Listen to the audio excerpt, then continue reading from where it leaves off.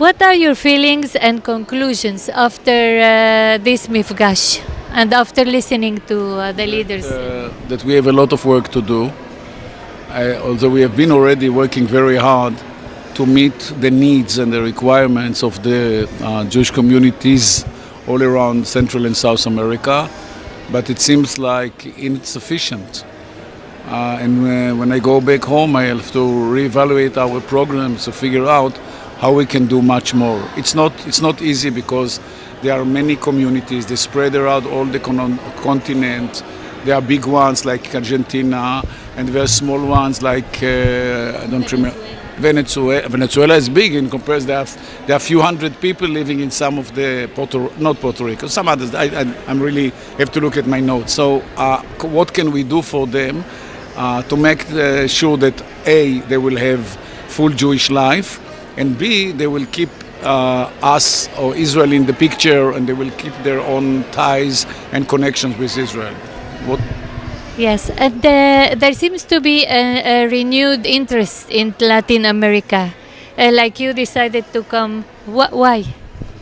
There's always an interest in Latin America because most of the attention is going to North America. So we know how you feel about that. And then that came up when Silvio invited me to come. I said, well, I haven't been there, and I will never be able to cover all those states. He said, well, but there is a very golden opportunity. They're all coming together to Cancun, to Mexico. And I said, okay, if this is the case, I'm coming right away because I really want to get in to touch the challenges, to touch the issues that are most of your concern, and then to figure out what Israel can do in response. And you were Dover Tzahal in 1991 when there was a desert storm, and we work in your communication. So, would it be a really wild idea to do a united Jewish Latin American press directed by Israel? I'm not directing any media, but I believe that you should have at least at this age a prosperous, successful, blooming media outlets all the way, social media, traditional media, print, visual, everything, because the point is that you have to get, in my view, to every Jew, man and woman, wherever they are, and especially, of course, the young generation, because if we don't engage with them, we will just lose them. And if you ask me, so what is the end role of the end target of you? It's the young generation. The young generation, which have, in cases, hardly have Jewish education. Well, not bad in this continent in general, but still only half of them and a little bit over. And secondly, when they go out of their high school and get to university surrounded by sometimes anti-Semitism or BDS or under anti-Israeli or anti-Jewish movements, they should be already well equipped for this kind of struggle, this kind of discussions. And that's why we have to invest so much in their education. And again, Jewish education and Israel education. And you also wrote the book Milhamedia, which is... of course. Thank you. And do you think, and it was a prophetic book, since now we see in the Ukrainian war that Zelensky is... He's a master of public diplomacy, Zelensky. He knows how to play the media, and he gains a lot of popularity and support in the world as a result of it. Of course, the Russians contribute their best because they are lousy and they made terrible mistakes, including probably war crimes. And Zelensky knows how to pick up the pictures, to pick the visuals, and to convince millions or hundreds of millions around the globe to support Ukraine. And I hope also Israel took a position between Russia and Ukraine, of course, helping Ukraine. We don't send military equipment or military gear, but do provide them with a field hospital, humanitarian aid. Many volunteers are helping the Ukrainians living in the country. We made Israel a safe haven for around 30,000 Ukrainians so far. So we are doing our share in this business. You speak a lot about Jewish peoplehood. What is it for you? Well, this is something we exercise in Israel. You know what Jewish peoplehood is, because you live in a neighborhood that if you don't have Jewish peoplehood, where will you go? But in Israel, it doesn't work like that. Israelis live safely in a Jewish state, and They're not very safely sometimes.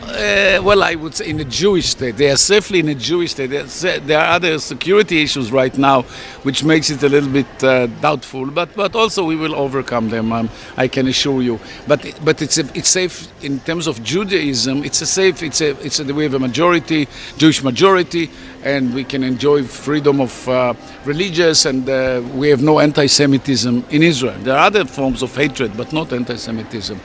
But I have to so-called educate the Israelis to understand what the Jewish world is all about.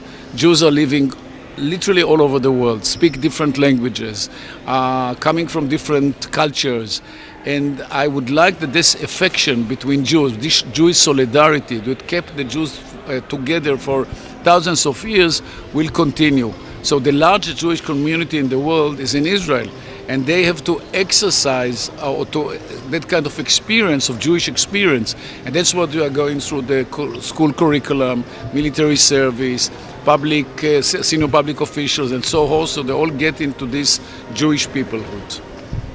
And what is it that the diaspora doesn't get about Israel, in your opinion? I think they got more than we got from you, because you are much more interested in Israel than we do. I think we changed the paradigm, something that I've been talking a lot about. It's not only that we are getting from you, is what is also we are giving you. And that makes me much more comfortable about that. It's two-way communication now, two-way street. We help Jewish communities here in education, in anti-Semitism, in combating anti-Semitism, in preparing them for emergencies. We do a lot of projects in this country, and this is something that hasn't been done in the past. We are just moving into this era where Israel is helping the Jewish diaspora. This is totally something new. Has Israel lost its deterrence? No, I think so. But there are other. Well, once in a while, Arabs still try. Currently, it's the Hamas. I hope they understand that if they try to engage with Israel again, they will pay a terrible price. The same applies to Hezbollah in the north. They don't dare to get too close to us because of what happened in the last war between them in 2006. Palestinians do understand as well, and sometimes even Israeli Arabs, those who try to engage with terror, should be deterred.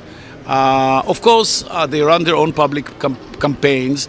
They are doing relatively good job because they lie, and they got first with sometimes without correct information or accurate information, but they capture the headlines first, something that we can't do because we check and recheck the facts before we come out. But in terms of deterrence, I don't think so. And we didn't mention Iran, which is now the major enemy of Israel. I think Iran understands that they better don't engage too close to Israel. We push them a little bit out of Syria. Once in a while, we also pursue some operations within Syria, and even the international media say that we are also engaged in some operations within Iran itself. So that's foreign sources. It's not coming from us, but there are rumors that Israel is there too. So we do everything to run this, what we call a war between wars. In order to avoid the big war, we are running mini wars that can eliminate the option of a big war between us and our enemies.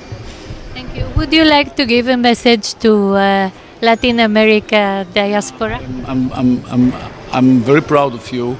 I'm impressed by the various operations and activities of Jewish communities in this country. I believe that Israel is and will be always at the center of your hearts. But let me tell you, you are also at the center of our hearts more and more. And I hope more Israelis know what does it mean and how Jewish life in South America or Latin America look like. So let's do the business. You come to Israel and visit with us, and we'll come here and visit with you. Thank you very much.